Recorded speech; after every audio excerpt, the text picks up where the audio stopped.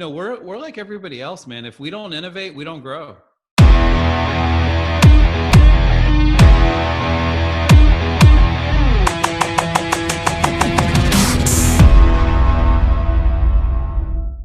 Welcome to the latest episode of Over a Pint. This week, I'm really excited. We had someone that I've looked up to his content for a long time. And actually, when I first started Just Sell Homes, got a lot of inspiration from him and his partner, Jimmy. So this week, I'm excited to have Chris Smith. So for those who don't know you, maybe introduce yourself. Yeah. Chris Smith. I am the co-founder of Curaytor. Curaytor is an award-winning marketing and advertising company. We help agents online, similar to the great work that you do. I've worked for Inman News. I've worked for Dotloop. I've worked for Realtor.com. I've been in the industry a long time, and I just love marketing. I love sales. I love teaching what I know. And that's my bio. I've written 3 best-selling books. My most popular book is called The Conversion Code. Yep. It's been translated into 7 languages around the world. Still sells thousands of copies all the time. It's on Audible, Amazon. I wrote a book called People Work, and my newest book is called Exactly What to Say for Real Estate Agents. I partnered with a really famous sales trainer named Phil Jones on that project. And that's enough about me. I love Phil. I've done a few things with him too, and he's brilliant. He's world class. Yeah, he's like, I think from a non-real estate specific speaker, one of the best at throwing real estate specific scenarios at, and he just knocks it out of the park with no. Now, I think when I interviewed him, he had started writing the book with you, so maybe he had a little extra experience at the time already. But I've still never thrown a scenario at him where he hasn't right away been like, here's the answer. Sure. He's good. Got a quick wit. Yeah, I was always impressed when I was dealing with him.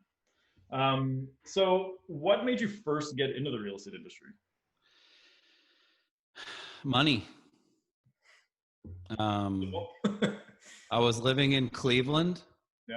I was working at a restaurant. I met my wife that at the time was my girlfriend. Found out that we were going to have a baby. And I started doing some like blue collar math. And I said, okay, there's been 1 of me. Yeah. Now there's going to be 3 of me. So I need to triple my income. Yeah.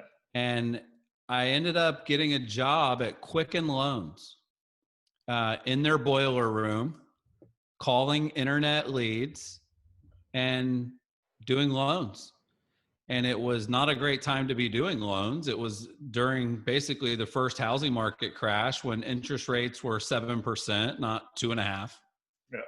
And it was, I think, 07, 08 is kind of the time. Listen, it was hard. Yeah. And I learned a lot. I learned a lot about the real estate industry. I learned a lot about consumers. I learned a lot about loans. I learned a lot about systems. I learned a lot about marketing and advertising and sales. So I started at Quicken Loans, just, sitting in a cubicle dialing for dollars. That was it. And then my wife and I decided to move back to Florida where I was from because we wanted to get some help with our baby. And my family was all here. And when I moved back to Florida, I started looking for jobs on Monster and Career Builder and all this stuff. Like, this is before Indeed. Yeah. And I ended up getting hired by Top Producer, the CRM company. And I got hired as their rep for the state of Florida. So what I did is I went to 2 offices a day, every single day.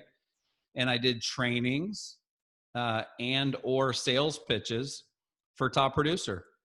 And it was a great experience. I loved it. I got to work at trade shows, and it was really my first time doing like public speaking and, presenting, and I was good at it. I became the number 1 salesperson at the company right away.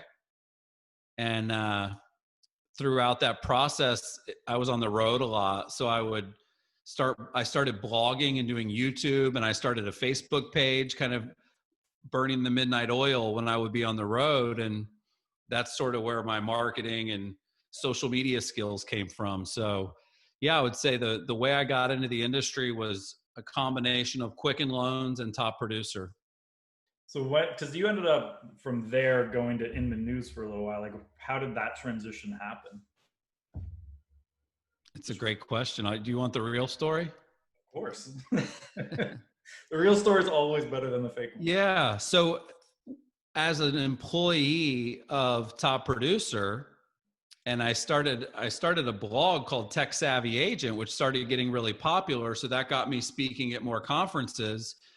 And I was actually speaking for Top Producer during the Inman News events. So I started meeting and building a relationship with the people at Inman News. And we had been working together on several events, and I was always the highest rated speaker and the most popular speaker when they would look at all the surveys. And so I remember we were in Seattle at an event. And when the event ended, we went out on a yacht that the guy that ran Inman News at the time, his friend owned. Yeah. And we had a bunch of drinks. And they basically said, like, what would it take for you to come work for us? And I told him how much it would take. And I kind of like, I decided right then, like, I prefer the speaking and the content and being a public figure, training, blogging, and Inman's a massive media company. They're the biggest media company in real estate. Like, it's not even close. So yeah. I don't even know who. Yeah. I know there are a bunch of others, but I wouldn't even know who you'd consider number two. Like, they're a clear number one. Yeah, I think some people would say Riz Media. Some people would say like Realtor Magazine. Mm-hmm. But it's not clear who's number two, though. Yeah, it's clear who's number one. So yeah, went to work for Inman. I became their chief evangelist. I was the MC of Real Estate Connect, their big events in New York and San Francisco. I became the MC of Agent Reboot, which was a 24-city tour that we took all over the country for a couple years. And it was a great experience. It was a lot of fun. So you're doing a lot of speaking. Like, do you, like, I know, like, for me, when I started out, all my, like, speaking, learning of how to be a better speaker was just do it a lot and then figure it out. Do you, like, ever take training on being a better speaker? Because we get asked a lot of, like, by agents coming to us being like, can you help me become a speaker? Mm-hmm. If I'm being honest, if you have to ask that question, meaning, can you teach me how to be a public, it's, you know, you have to kind of feel like it's in you. Yeah. Like you're going to be great at it. Maybe you need to polish it. And I'm not against training at all. Like, when I got hired at Top Producer, the guy that was their national sales manager and their national speaker was Steve Passanelli. He's the CMO of BombBomb now. Yeah. And he taught me a lot about how to be a great speaker, but I was learning through osmosis and observation less than training. Yeah, I think like for me, it was like 5 years of speaking before I even took one seminar. Yeah. And even that was more like how to increase fees. Yeah. Yeah. I'd like to think, like, some of my favorite speakers, like Gary Vee, Eric Thomas, these guys are just like, give them the mic, get out of the way, and they're going to bring it. And I like to think that that's my style. At the same time, I teach a lot of marketing stuff when I speak. So I usually have my computer and I do a lot of interactive presenting. Also got to give props to this guy named Max Pigman. He was the national speaker for Realtor.com at the time. And I got to go on tour with him. So yeah, I would say I've learned how to be a good speaker through observing good speakers. It wasn't necessarily a class or a book or a coaching that I attended. It was more just, when you see as many talks as I've seen, you start to realize what's a great speech and what's not. And I'll give you one quick tip on speaking that I never forgot. It was my first time speaking at Inman at their New York City event, which is intimidating. It's a big event. There's a lot of successful people there. And I got up and I remember the talk, it was 10 ways to eliminate your desk and get rid of your office, which this is like 10 years ago. So they've always been ahead of the curve with that kind of content. And I got up and I only had 10 minutes. I had 10 minutes to cover 10 things. Short It's talk like always the hardest. it is a little trickier. So I got up there and I killed it, and I was pacing and I was passionate and I was funny, and I was, it was a good performance. I put a lot of work into it. And then I was in the back of the room kind of catching my breath afterwards and watching some of the other people after me. And this guy, his name's Herman Chan. He's a personality in San Francisco, super funny guy, great real estate agent. And he said, he took me to the side. He said, Chris, what you understand that the other people here don't is that it's a stage. Yeah. And when you're on a stage, you perform. It's okay to be a little larger than life. You know what I'm saying? It's okay to, the red light comes on, go up a level. That's what people want. That's why they pay. They're paid to watch you perform. Now, you don't have to be fake and phony, and you're not acting. It's not acting. It's different. But I never forgot that. So for people that are speakers or that want to be speakers, like, you're on a stage. I learned that actually from Tom Ferry. I was at a conference and we were both speaking at it, and him and I were just like chatting at the back of the room. And one of the and this is like one of my first, this is actually my first speaking gig in the US. Because at the time I'd only spoken in Canada. Nice. Minneapolis, we're sitting at the back together. And one of the conference organizers, so I was like, Tom, can you just film a quick like promo video talking about how you're good? And as soon as it came on, he just turned, like, puffed out his chest, and like his entire personality just like doubled. And like I was sitting there watching it at first, be like, you're almost seeming like inauthentic when I'm standing here with you. Then I saw the video and it came off like perfect.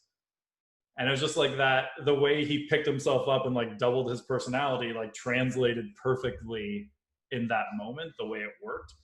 And that like was my like aha moment of like, all right, I just have to pick it up a little as I'm right before I go out. It's kind of like they say the camera adds 10 pounds. Yeah, that's your personality. The camera removes 10% of your passion. Yeah. So you do have to go bigger to get it to translate, especially on the internet, on a podcast, on a webinar, which is right now is everything. Yeah. Right. And I've even seen, like, with Tom's event that he just did, and I saw the Tony Robbins event. Like, right now, what I'm trying to figure out how to do is I'm trying to figure out how to turn this little office that I have into a place where I can stand and where I can treat it more like a stage. Because even just sitting down, it compresses your diaphragm. Listen, when I'm on stage, man, I'm moving around, you know what I mean? And then you sit down and you get on a mic and you got the camera right here and you can't really move too much, or you're not in the shot, or you're not on the mic, right? So it's been fun to watch, Keller Williams with their Mega Camp event, and Tony Robbins' event, and Tom Ferry's event. Like, I mean, let's be clear. Events aren't coming back for a while. Yeah, probably a year. Like, I think workshops will come back. Yeah. Small round table kind of 15 people, 20 people kind of workshops. And I actually think that when events come back, they're going to be massively successful, because there's going to be so much pent up demand. People miss it, man. The speakers miss it. The attendees miss it. It's a different energy. Like, you can't replicate that energy online. Like, you can do a good job, but you can't replicate that. You can try.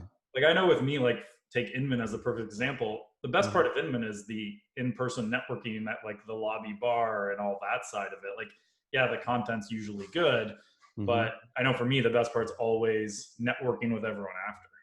Yeah. Giving people a hug, giving people a high five, chatting in the lobby, chatting in the hallway. And even, I was talking with Phil about this, like, when you're sitting in the crowd next to your friend or your colleague and the speaker, says something really enlightening or funny, like there's that like togetherness of just being in the crowd together. So then as a speaker, being able to read that, like, I know when I make a joke that I'd make in person, I have to change it for this, because I can't like react to the audience how they're reacting to the jokes the same way. Yeah.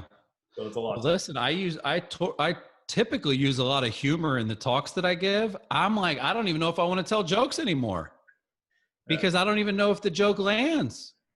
Yeah, I guess you can kind of see the people's face on Zoom, but a lot of the virtual presenting, you don't see the whole crowd. Yeah.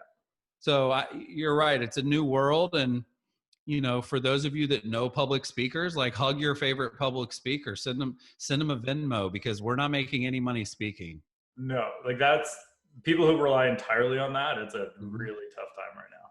Yeah. But like, I know for me, like that's what I've set up is like, I'm not doing it now, but I have like a standing desk. So I'll go up there and I try to like push it back so that I can actually move a little. So like if I'm doing a big one, I'll actually even put like tape on the ground, be like, this is the range I can move in. It just it's so much better when you can get up and have that. What do you use for the microphone when you do that though?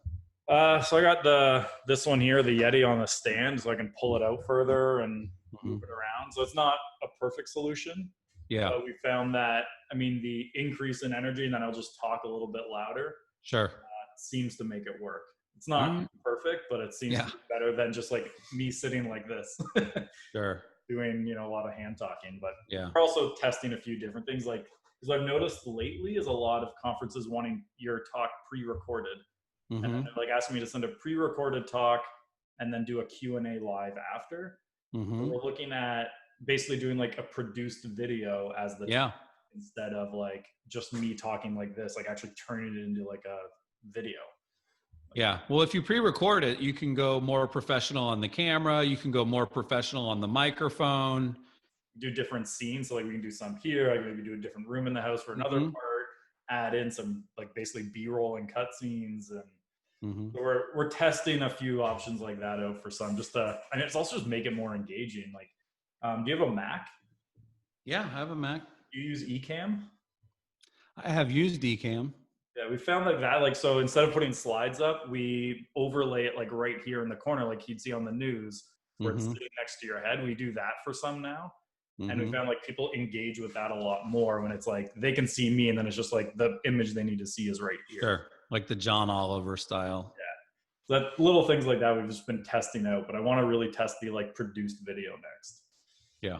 But on the speaking of the last one, it was a really funny one recently. I went to go speak. Remember when Zuckerberg testified to Congress? Yeah. I remember seeing that and being like, Senator, we run ads. And I'm like, that's going in my next presentation. Design the slide. I go on Facebook and someone just took a picture of your presentation that day. And that was your slide. I was like, I have to go delete mine now. Yeah. Well, that was too easy. Yeah. That's like, everyone had that idea. But I was like, literally had the idea, made the slide. Like 5 minutes later, I'm on Facebook and I see it in your presentation. I was like, fuck. Now I can't listen, great minds think alike, and the smartest people in the world steal ideas from each other. So, at this point, there's like nothing original. So everything's some version of it. So how did you transition now from doing that to end up, because you did Dot Loop for a bit, but then you simultaneously were building Curaytor. So how'd that transition from Inman to that go? Yeah. So when I was with Inman, I was getting approached by all of these like software companies that wanted me to be on their board and wanted to give me like equity and wanted to give me like friends and family stock before they got acquired. And when you work for a media company, a journalist, you can't do that. Fair. And so I started realizing like I'm probably leaving money on the table by not being in the software industry. And I had met the guys at Dot Loop at several trade shows. I had always admired what they had built and what they were trying to build. And when I started working with them, they were not nearly as far along as, at the end when they got acquired.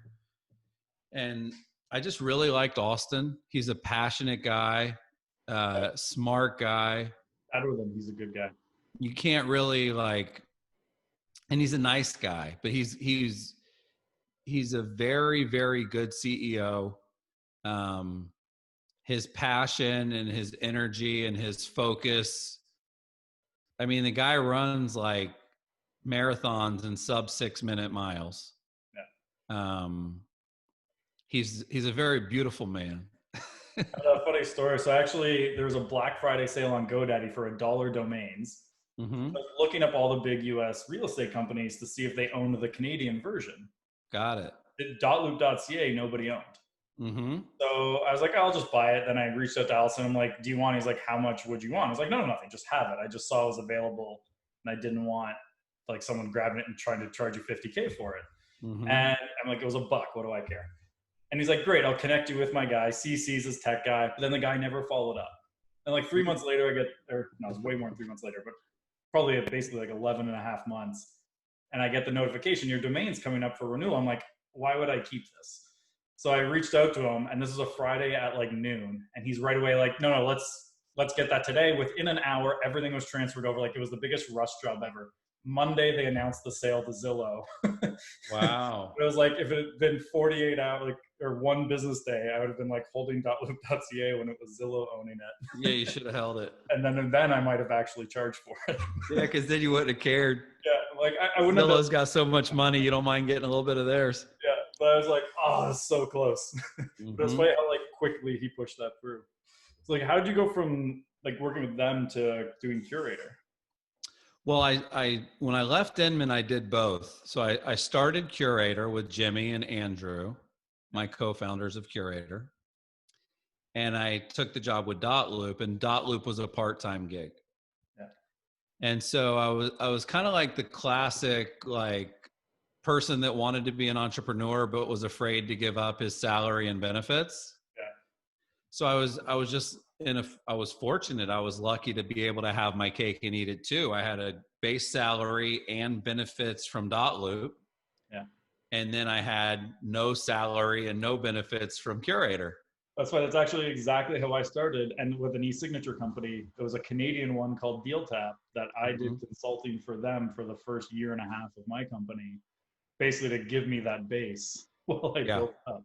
But yeah, that was it. Yeah, I mean, I think it's probably a trend that happens semi-frequently, like start building your business that you're going to own while you still have the cushion of a regular job. You know, Gary Vee calls it the new 9 to 5, which is 9 p.m. to 5 a.m., which, you know, you're burning the midnight oil to create your business while you still pay your bills. And I mean, I had kids and a wife, and I mean, I wasn't just in a position to just, you know, make no money for a year.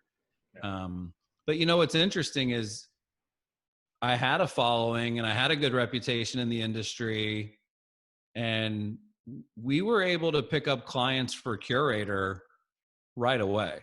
You know, we weren't making a ton of money right away, but we had enough traction to where we had a couple dozen customers pretty quickly. And we just like, I remember the first time we paid ourselves like $200 a week, and then $250 a week, and then $350 a week, and then $500 a week. And we just slowly built it up as the company grew.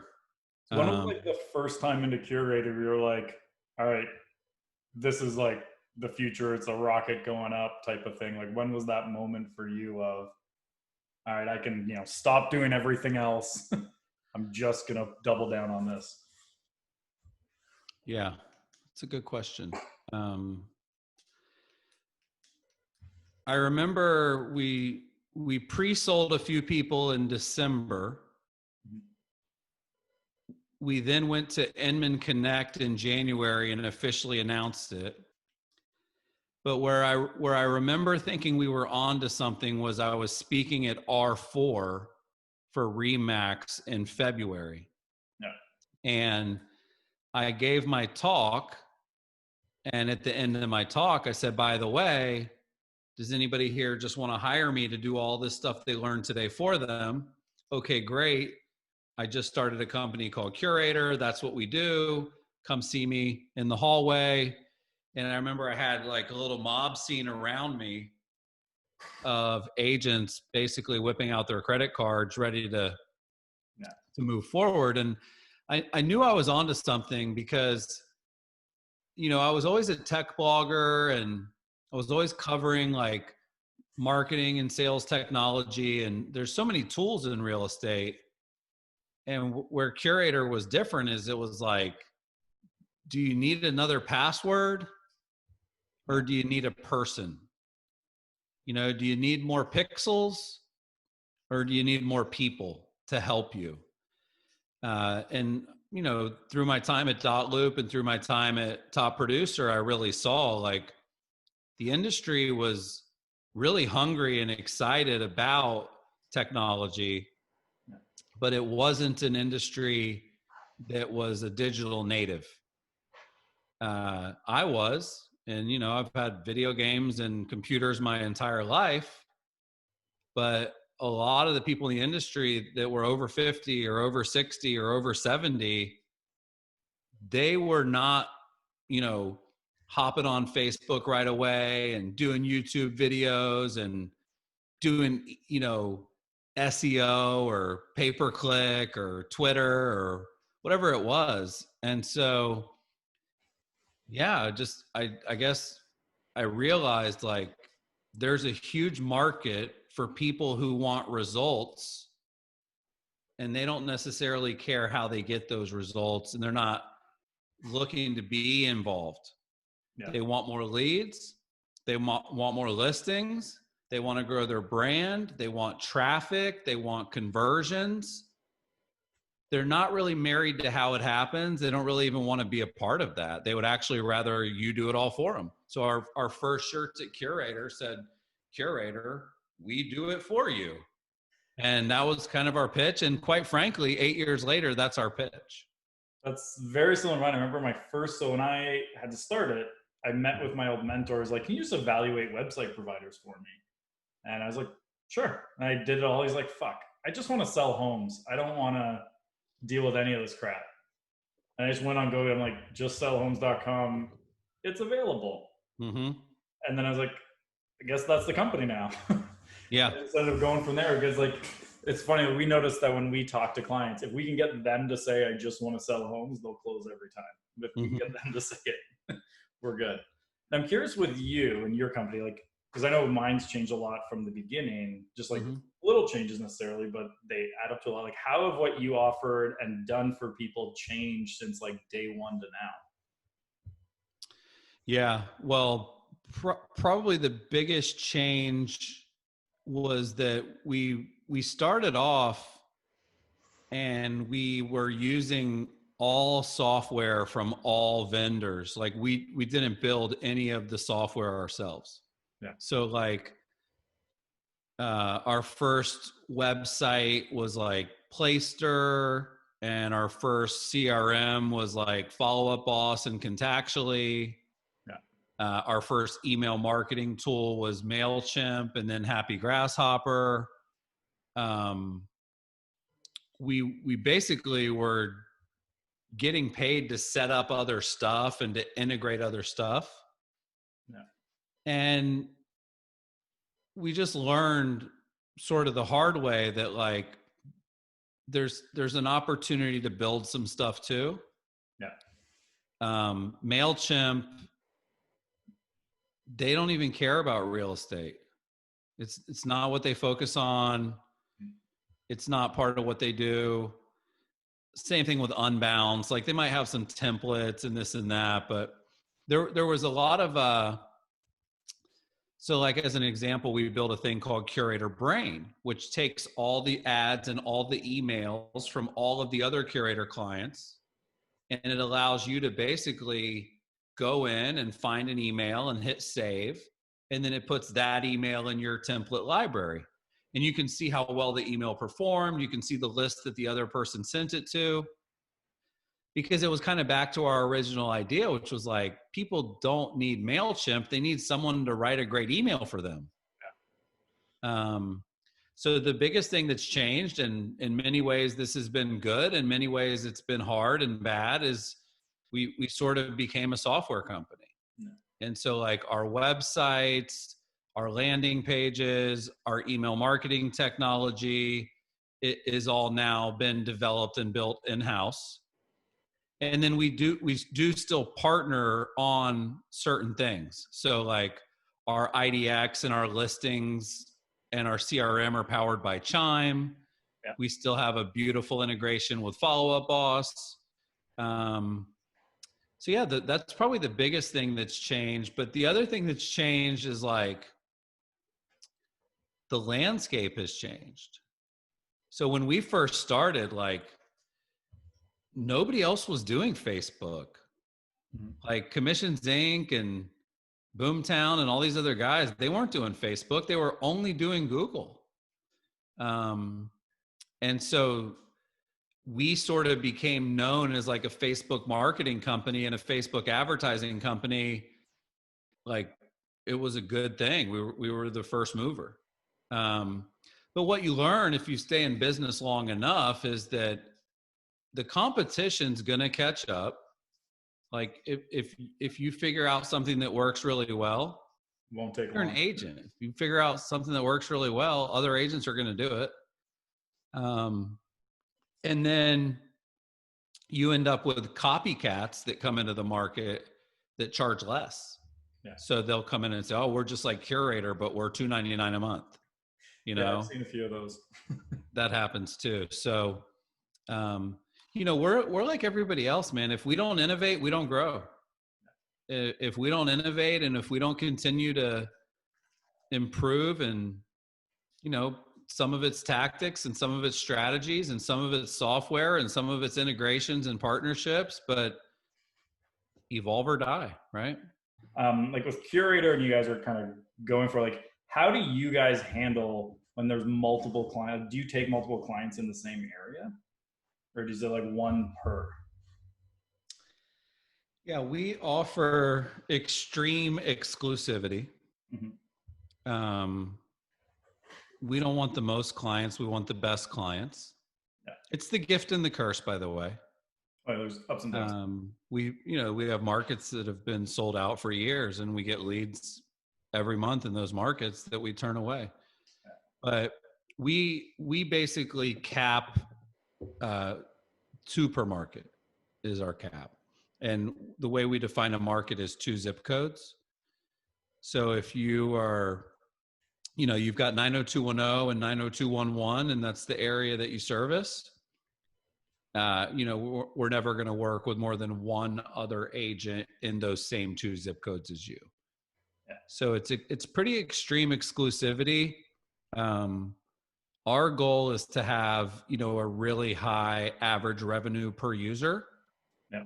And our goal is to work with the people that are the best, that are the number 1 team or the number 3 team, number 5 team. You know, we typically work with folks that are pretty successful. And I think that's been a smart play overall. I remember I had a mentor named Tracy Weir. She was the CMO of Inman when I was with Inman. And she said, make sure whatever you do it for people that you know for sure will still be in the industry 5 years from now. Yeah. And that just eliminates like a lot of the people at the bottom. Because when I was a top producer, you know, we're selling $30 to $40 a month software, which anybody with a license, new agent, part-time agent, no listings, no business. So we've really, it reminds me actually a little bit of like Compass's strategy, right? Like Compass is not bragging about the fact that they have 100,000 agents. They're going after the agents that have all the listings. There's another company called Side. We interviewed their founder recently, and they're going after the top teams, not all the teams. So there's definitely, like, if you think about cars, like there's a lot of Fords and there's some Teslas, and there's not as many Teslas as Fords, but you also don't have to sell as many when it costs more. So yeah, like for Curaytor, 700 clients throughout the US and Canada is like a big number. Yeah, that's good. And at a lot of companies, they would be disappointed with that type of a number. I mean, they would be out of business, quite frankly. If you take Right, if you're doing $40 a month. 700. If you have 700 customers and they're giving you $40 each, you got a $300,000 a year business. That's all right if you're by yourself. Yeah.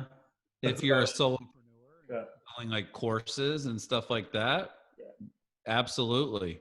We have really big eyes, and our eyes are probably bigger than our stomachs sometimes, but we want to build a global iconic brand that people know.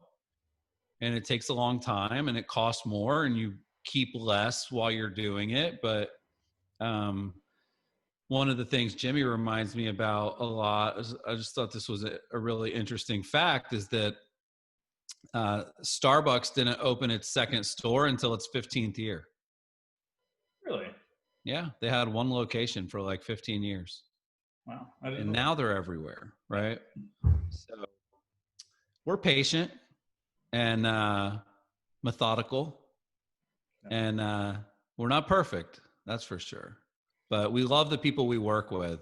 Not that I know a lot we work with love what they do as much as we love what we do. So it's just a really good partnership. Like, I know of the people that I know in Canada that are your clients. Mm-hmm. Almost every single one I know that does it are just good people. That's one that I really respect about how you guys do, is you attract the good people to it. Mm-hmm. Not even just top producers, just the good top producers too, are just genuinely seem to be just very good people. Yeah. I'm curious, if you went back to sales today, say hypothetically you had to go get your real estate license, Curaytor didn't exist. You had to build a real estate business from zero. Say you moved back to Cleveland. What would you do for that first year? That's a good question. I know exactly what I would do. Is I would go and be a buyer's agent on a team that had a massive listing agent that didn't want to work with buyers. And I would gladly work with every buyer that they didn't want to work with. I would do digital marketing and digital advertising to use their listings to get leads for myself. I would do every open house that I could. I would do desk duty to answer the phones every opportunity that I could. I would do every showing that I could. And then while I did that, I would shadow them on their listing appointments. So I would basically find a mentor, is what I'm really saying.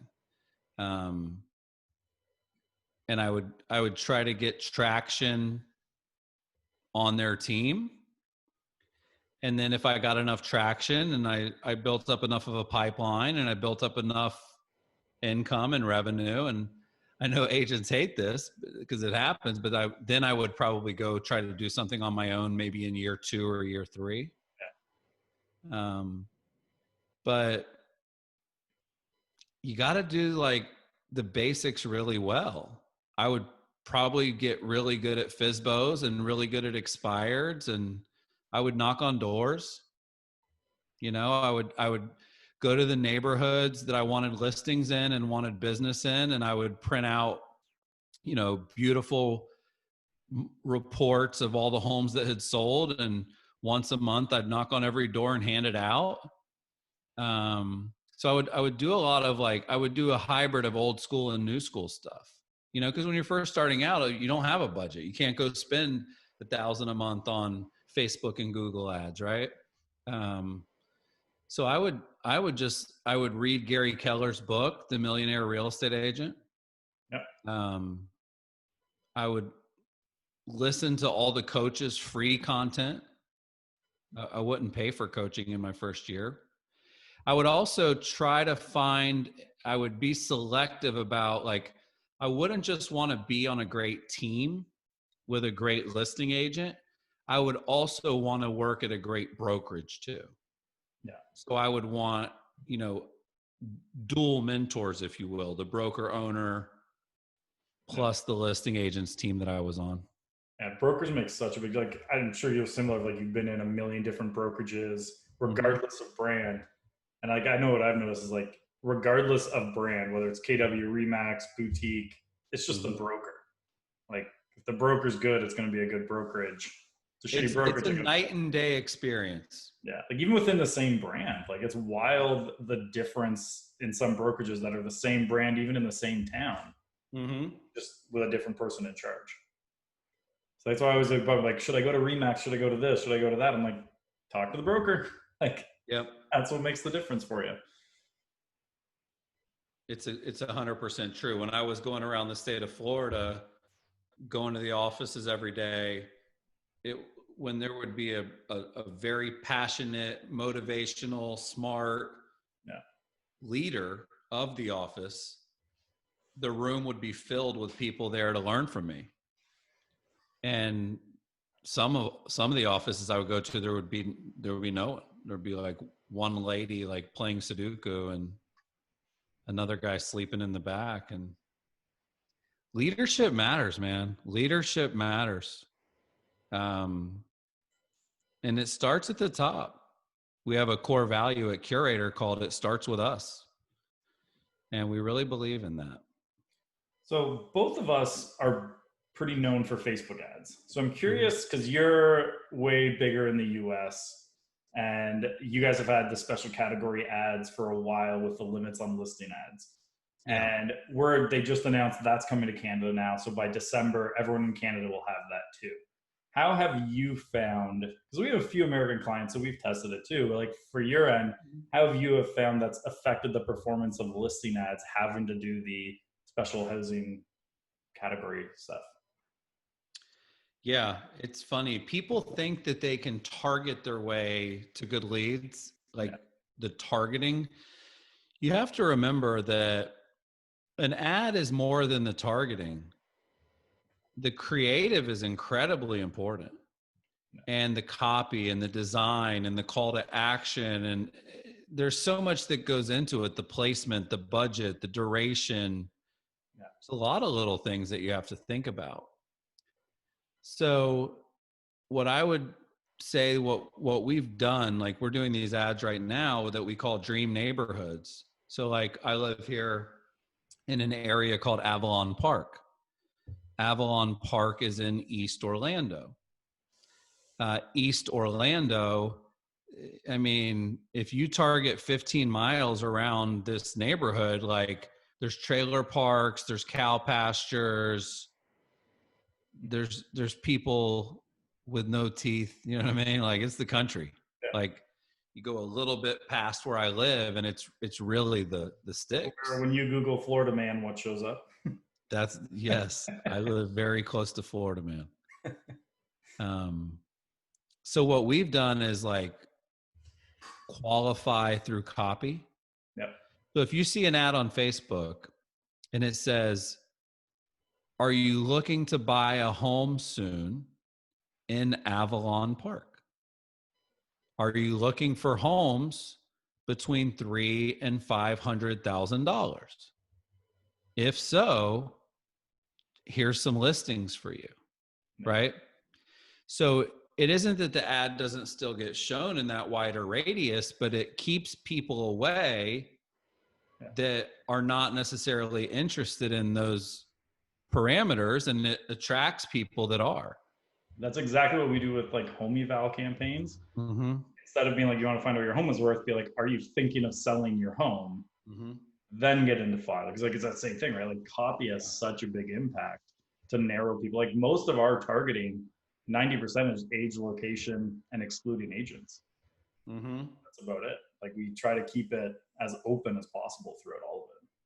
Yeah. So like, you know, a quick example would be you can't target by postal code or zip code, but the ad can literally say like, are you shopping for a home in 90210?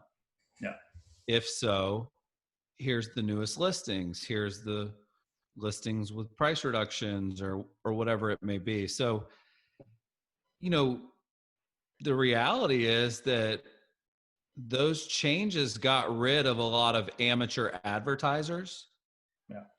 But, and you know this because you do this, most agents are going to fail with online advertising if they don't get help. Yeah. Like even if you help them and they're still doing it themselves, like I've given them the exact template, they often still don't do it right. Yeah, because it's just a different skill set. Like if you're really good at selling real estate, you should be really bad at Facebook ads. It's not the same career. It's not even close. And the change that you're mentioning was a big one, and it's going to be a big one, but it's not the only one. I mean, it's constantly changing. You log in. I mean, I remember being on stage in front of several hundred people and saying, check this out. Watch what happens when you open this. And it's like, oh, where'd the button go? Oh, the whole interface changed, right? Like now I've got new Facebook. It's like, that actually happened to me one night. I traveled and like Northern Ontario, like we're in rural Ontario, nothing for 100 kilometers around us. And they asked me to like the day before make a change to my presentation, which required me screenshots. So, like that night, 11 p.m., I'm editing my presentation. Somewhere between 11 p.m. and 9 a.m., they launched an update.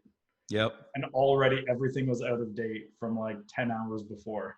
I was like, fuck. Yeah. Just that one last second change. So I just scrapped the presentation and did it live. It was like, we're just going to pull up, go do it live and figure it out.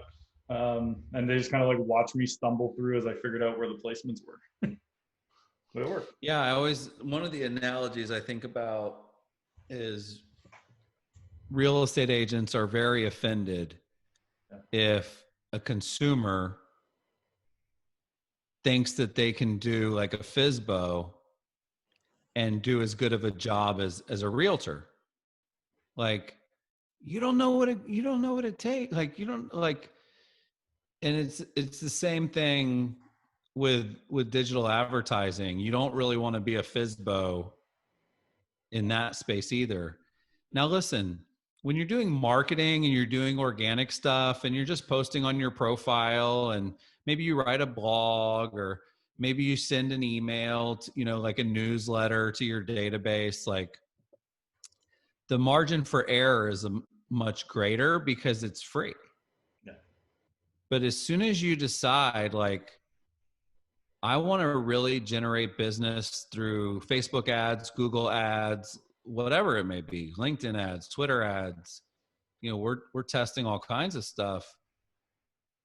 As soon as you're willing to commit a significant budget to that every single month, you really should, if you can, get the help of a professional. Just like a person should get the help of a realtor if they sell their home. Something that I thought you guys did was brilliant. And I was like, as soon as I saw you do it, I was like, that is really clever. It was, you guys launched that tool to analyze people's Facebook ads. Like how much data and like what insights did you guys, because like I'm guessing you guys did it to basically see what every people were doing with their ads, so you can kind of see what was working across even just outside of your own clients. What kind of insights did you guys get when you launched that ad analyzer? Yeah, that was a fun project. It was called Grade My Ads. Yeah. And we actually launched it to the world, not just to the real estate industry. And we sort of created an algorithm based on what we knew to be true as far as how many ads are you running, what's your budget for the ads, what's your kind of cost per click and click-through rate. We created a little formula. But what we learned, the simplest truth was that no one knows what they're doing. Like everyone's guessing. They have no idea if they're doing it right. Even professionals, because we actually ended up getting a bunch of colleges and universities and car dealers. Like we had all kinds of people grading their ads, and there's not really like a baseline, because it's also new. So, where I can say like, hey, the average open rate of an email in real estate is 18%. Nobody really understood what is the right cost per click, what is the right relevance score. They didn't really understand that stuff. So I think my biggest takeaway was that it was still so early that no one knew for sure if what they were doing was good or not.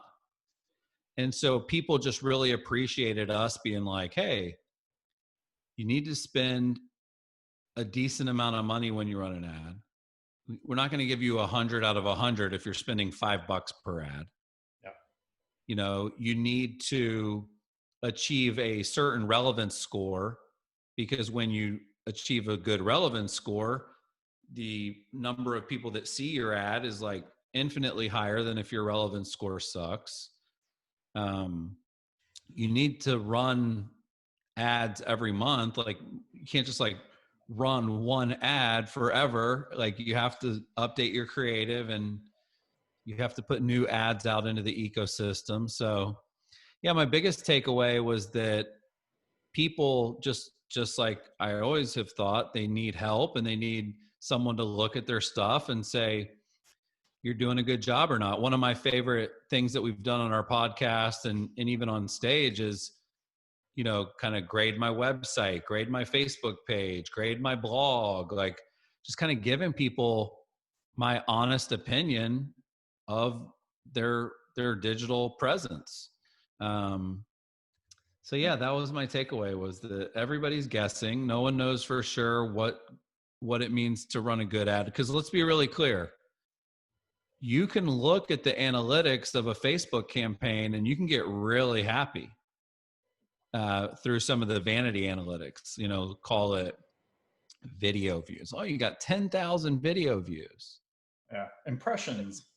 Yeah. Impressions, reach, right? Like, some of that stuff sounds really good on paper, but as you know, and as I know, if that stuff doesn't turn into trackable, tangible ROI in business, eventually people are going to sort of give up on it, you know? That's when we talk about with a lot, is like, we had a client, and I used him as the perfect example, is like, we had one campaign that was getting, it was between $50 and $75 leads. And everyone's like, that's ridiculous. That's way too high. I'm like, but he's closing 70% of them. I'm like, if you could close 70% of a lead at $60, you're taking that every time. Like, the traditional metrics you hear, like, yeah, if you're advertising a listing, I can tell you down to like a $3 range, usually, what type of leads you're getting. But if you're doing like full campaigns, you got to look at so many different things. At the end of the day, it's just, what's your cost per deal, which changes for so much when you get to the agent. Yeah. Yeah. In our world, they call it CAC, customer acquisition cost. Yeah. And so, you know, we're just like an agent. If it costs us $500 to acquire a customer, there's still an ROI. Yeah. Because there's a 6-month agreement, and, you know, we charge over $1,200 a month to work with us. So, yeah, that's something I've been thinking a lot about lately, is the cost of seller leads that convert. Yeah. Almost can't be too high. Yeah, it's pretty high, especially when you start getting into like lifetime value, the value of the referral. Like, yeah, I'm sure you're familiar with Dean Jackson, at least to some degree. Like, I love when he talks about his like listing referral index. Like, for every listing, there's 5 possible deals that come out of it. And that, like, the top agents, it's like for every deal, they average 3.2 deals out of, for every listing, they average like 3.2. Whereas the average agent averages like 0.8. Yeah. And it's such a big difference when, like, we've sat down with clients and like mapped it out, being like, okay, like, your last 10 deals, here's how many listings you got, or how many deals you got from each listing. Now let's set a plan in place for each listing, how you're going to increase each of those areas. And so many people have never even thought about that. Sure.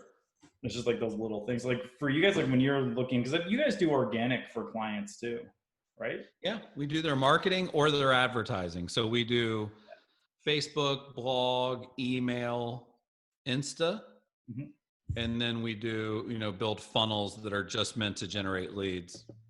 And on how much of your time, I'm curious how it is, like, when we talk to agents that do really well with Instagram, for example, organically, 90% of it's stories. But most of the companies that do Instagram do posts instead of stories. Like, how much do you guys do posts versus stories, or is it a mix for every client? Yeah, we do posts and stories. Yeah. But the people that are doing the best on Instagram Instagram is still a really good place to get like organic action. Yeah.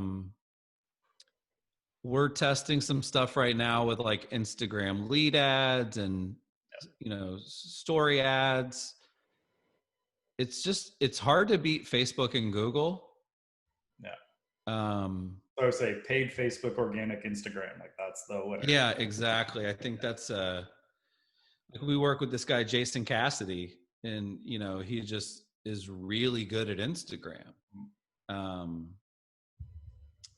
So it's a little bit harder, and I shouldn't say it's impossible because I don't know, but it would be interesting for somebody to do a test and just, run every ad they run through Instagram for 60 days and just see what happens. Yeah. But Facebook still generates such good traction. Yeah. And the quality of lead through Google is still really high, that it's kind of like, at least for a lot of the people that we work with, if they've got a couple $1,000 a month to spend on ads and they're running multiple ads on Facebook, they're doing retargeting, they're doing Google pay-per-click, it's just kind of hard to get to Instagram in some ways. And do you guys do like drip campaigns with Facebook ads? So like they come on the site, they see this ad for 3 days, then day 4 to 6, they see this one. Like, are you getting into that granular level with your clients? Or are you just doing like, if you've been on the site, you're just retargeted if you've been on it in the last month or something like that? Yeah, we don't get, we do a lot of retargeting that's custom, web retargeting, social retargeting. We don't necessarily get quite so granular the way that you just mentioned. Yeah. Where it's like days 1 through 3, you see this, day 4 through 6, you see this. We sometimes have the ability to do that for ourselves, but a little harder to do for, 500, 600 accounts. Yeah. It gets tricky. Yeah. But I would say in general, retargeting on social and on the web is really not tapped into quite yet the way it needs to be. Yeah. We use AdRoll for the stuff that we do. There is an important, I want to be careful here, but like people seeing you everywhere and seeing you over and over, like it matters. Yeah. Because when you start to see an agent over and over, you start to think like, man, they must be legit. Yeah. Like, I saw your stuff everywhere. Like, you guys are clearly good at this. We need to sell our home. What's up? The kind of come list me call that everybody's after. Yeah. So we are definitely a retargeting company that does really good retargeting. But I'll tell you what, we put a lot of the thought into the creative. Yeah, which is the most impactful part of it. Yeah, like there's some companies out there that just, they do, automated cookie cutter sort of retargeting and branding. And, you just get out what you put in. That's what I would say. Well, that's it, right? Like there's so many different, especially on the like automated ad side of things, like there's companies where it's like they automate ads out for everyone. They just like swap their photo out. And you're like, that's fine, like as a digital bus bench, but that's really all it is. Mm-hmm. There's nothing more. Like they're not going to reach out to you. So it's a very different approach. And I'm curious for you guys too. Like I know for us lately, we've doing a lot more lead ads than landing page. Like, do you guys do many on the lead ad side, or do you look at like, because I know you guys have like, actually I would say this too as like a compliment, like generally speaking, your websites are some of the best that I see out there from like a design standpoint. Obviously I don't know the conversion stats, but from a design standpoint, it's one of the nicer ones out there. But do you guys focus more on the landing page when you're doing your ads, or do you also incorporate a lot of lead ads? Yeah, well, thank you. We do both. Yeah. Lead ads have a lot of benefits. Yeah. The one thing I would say for people that are watching this is lead ads are a lot harder to create than like just like the way our landing pages work. They're very easy to create. So it's just like you go to the listing, you put in /magic, you copy a link that it builds for you, and you're kind of off to the races. But we've been doing a ton with lead ads. But the thing is, you have to remember, when you go through a lead ad, you still have to end up on something at the end of that process too. Yeah. So in many ways, it's a lead ad and a landing page. It's just that you collect the information on the lead ad, and then the landing page is like, you don't register for that because you already registered over here. Yeah. But that's where we start getting into like secondary offers. So actually, have you ever heard of a guy named Nicholas Kuzmich?